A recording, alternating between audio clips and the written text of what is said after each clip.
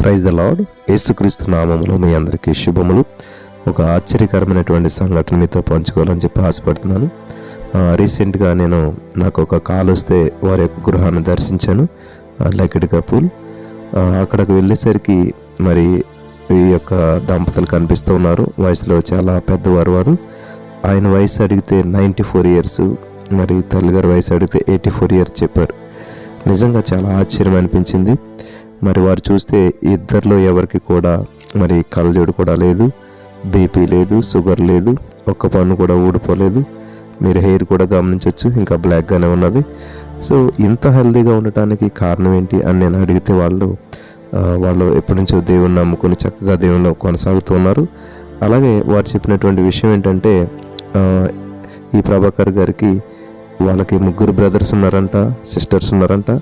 Almost వాళ్ళందరూ కూడా 75 ఆ ఏజ్లోనే చనిపోయారంట. మరి మీరు ఎందుకని ఇంత ఆరోగ్యంగా ఉన్నారంటే ఒకే మాట చెప్పారు ఆయన. ఏంటంటే, నేను ఎప్పుడు పాజిటివ్ మాత్రమే పలుకుతాను. అర్థమైందా? అంటే మనకి సామెతలు 18:20 ఉంది కదా, జీవమరణాల 4 వశమని. ఆ మాట ప్రకారం అని చెప్పింది ఏంటంటే, నేను ఎప్పుడు పాజిటివ్ని పలుకుతాను అని చెప్పడం జరిగిందనమాట.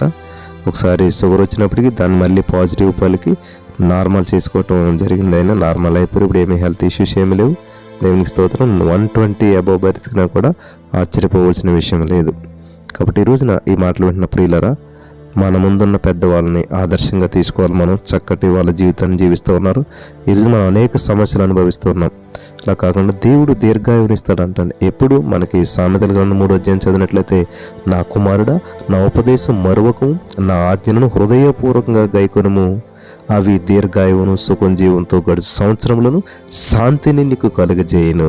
ఆమేన్. నమ్మిన వారు వారు కూడా చక్కగా ఇలాగ 120 ఇయర్స్ ఆరోగ్యంగా శాంతి సమాధానంతో జీవించడానికి పరిశుద్ధాత్మ దేవుడు సహాయం చేసి నడిపించి బలపరచును గాక. ఆమేన్.